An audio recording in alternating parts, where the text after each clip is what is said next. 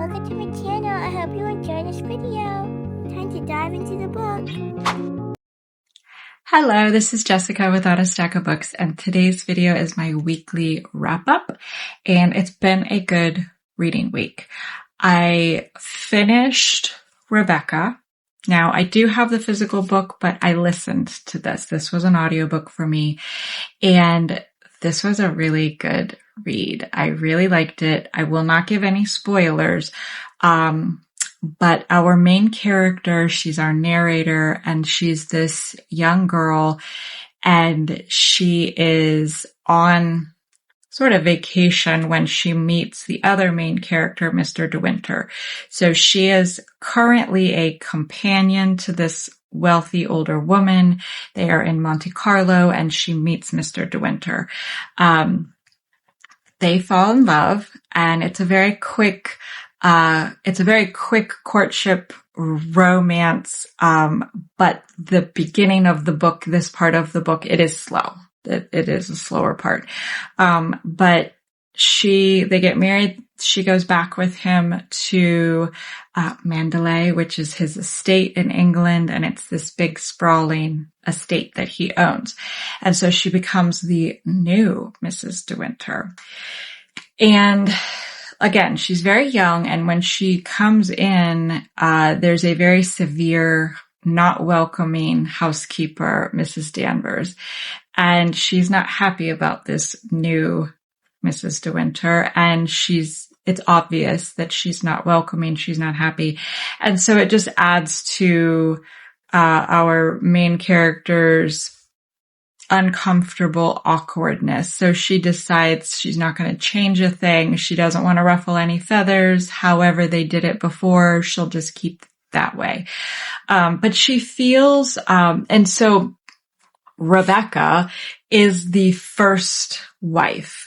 Rebecca is the first Mrs. De Winter. She was killed in a boating accident.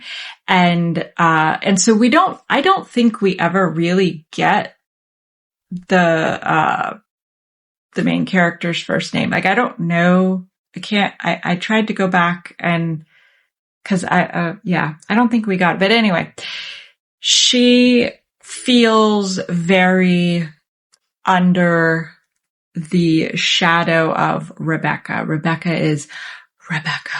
Like everything. She's beautiful. She's charismatic. Everybody loves her.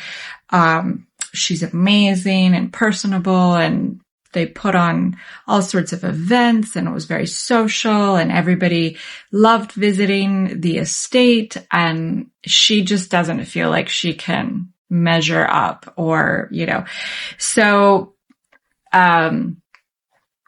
she's in this household, she's doing it, but it is very dark, very twisty, very, like, as soon as I thought I had it figured out and the characters figured out, something would change. And I was like, okay. And I think this is a lot about perceptions and what we assume about people, what we think about them, but also how people show themselves. And how they show themselves differently to different people. So many things, were unexpected, which I love that when reading, when you think you have it and then you're like, that was a good twist. So I didn't love the ending, but I didn't hate the ending. It was just a very good read. I'm really happy. This is also one of my 50 before 50. And I've seen it described as like a gothic romance, it says here, the classic tale of romantic suspense. Again, the tension and the suspense that is built in the story is unbelievable.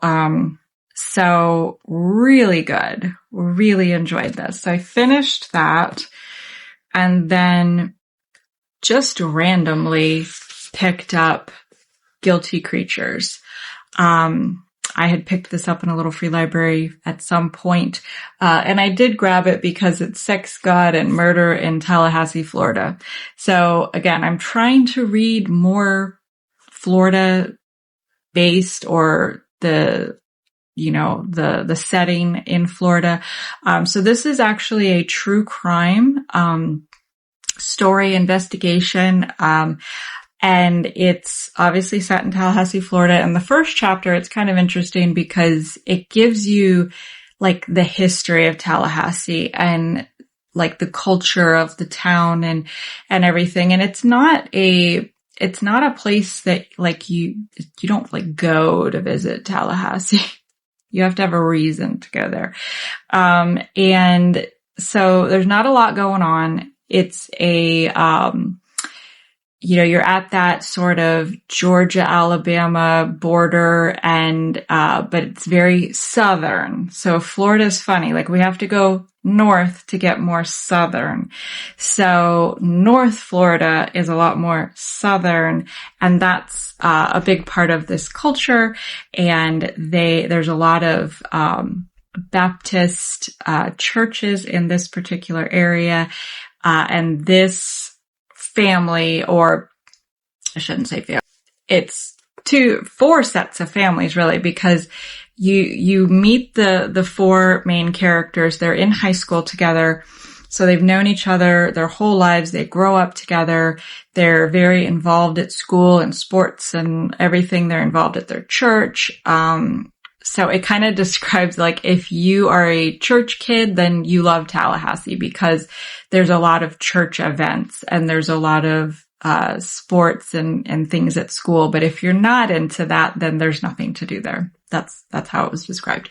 So they grow up, they're all Baptist, and they go off to college and they marry off. So we have Mike and Denise. They get married, and Brian and Kathy get married, and they're all friends. So they do everything together. They, all the social, spend every weekend together kind of thing. Well, so Mike decides he's going to go duck hunting at Lake Seminole, and he's going to go early in the morning, and Brian is supposed to go with him, and he cancels at like 3 a.m. So Mike decides to go by himself, and that's not unusual. Well, while he's there, or he goes, and later on, people find his boat, but not him. And they find different things in the boat that, make them believe that yes, he was out duck hunting, and he probably had his waders on, the pants, and, fell in, and they filled up with water, and he drowned. And there's alligators everywhere. And so they're like, he probably got eaten by an alligator. And so after so much time, they decide to declare him dead. But his mother is insistent that he did not drown, and that there was not enough evidence to say it was in the winter time in Florida. So the alligators it's cold, and they're less active, and I guess they don't eat as much, but of course it's still a wild animal, and so it's not like they have these hard and fast rules where they're hibernating and not eating. They're just more slow moving. So she fights for 17 years to get them to investigate more and to reopen it and to, try to find him. And in those 17 years, Denise ends up marrying Brian, who is the friend. But they've been having a very long affair for many years. And so you have this whole crossing over and mixing up of spouses and everything and all of the stuff that goes with it. So it's the whole investigation and trying to figure out what happened to him, exactly. And, was it an accident? Was he murdered? They never found the body. So if he drowned, he would have popped up at one point. So it's been very interesting. I like the true crime, and this is written just like if you were watching like Snapped or a show of true crime. You're getting the backstory, you're getting this, and it's kind of going back and forth, and it's telling you. So you get, some information from the beginning, that there's definitely, they are points of, or persons of interest. His wife is a suspect. His best friend is a suspect, like the people closest to him, because his best friend sells him a life insurance policy a couple months before he dies. The wife doesn't let this other policy lapse before he died, so she ends up having, a really big, settlement from his death. They each have children of the marriage, and, so it's very messy, very messy. I am almost done. I'm right here. So I'm enjoying that.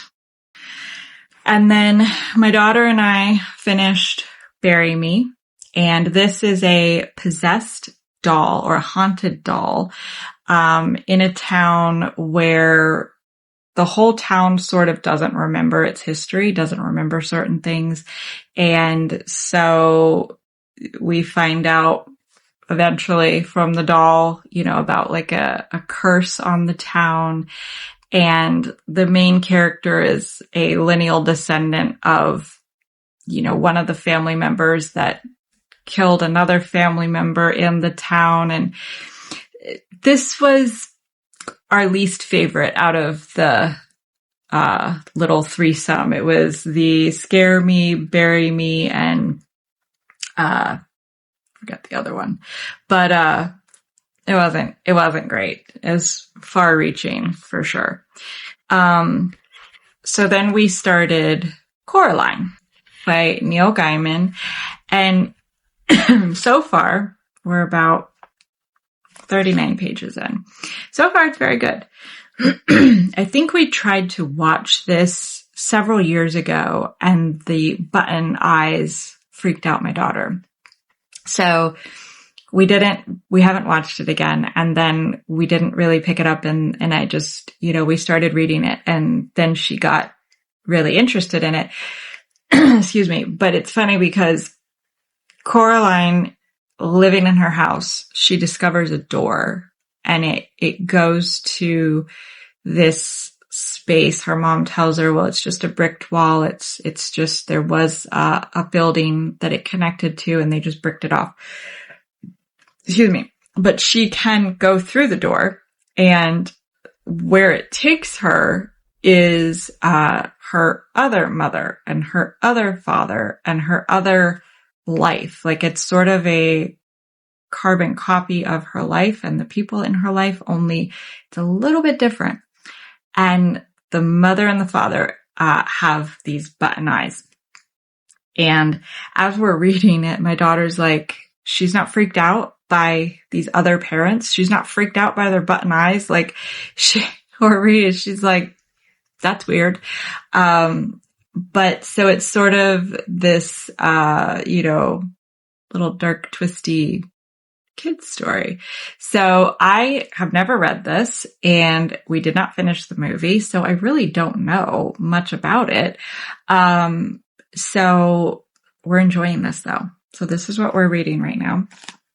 And then for audio miles, I am still listening to We Are All Guilty Here by Karen Slaughter, and I am about 52% complete, and it's also very good. It is a murder, it's a double murder investigation of these two young girls, and you get the very like small town feel because the investigator, her dad, is also the police chief, and, everybody kind of knows each other. And, so there's a lot of that crossover during the investigation. They know this person, that person, and, everybody kind of is in each other's business. And so they're looking for, what happened to these two girls.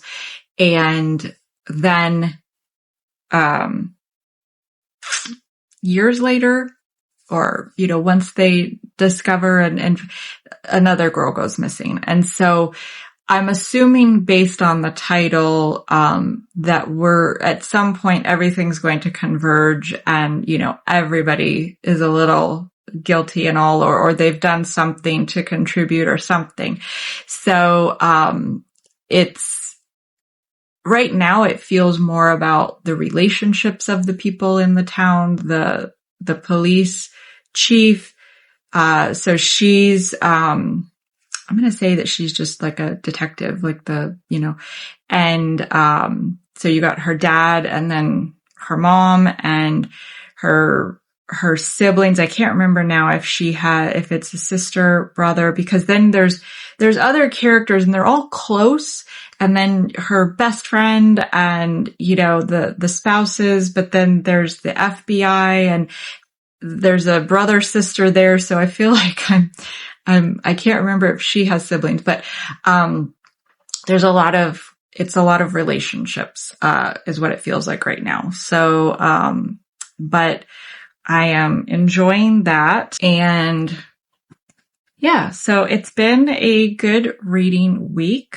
I think that's everything. So I've got Audio Miles and I am going to jump back over and do, short stories for August.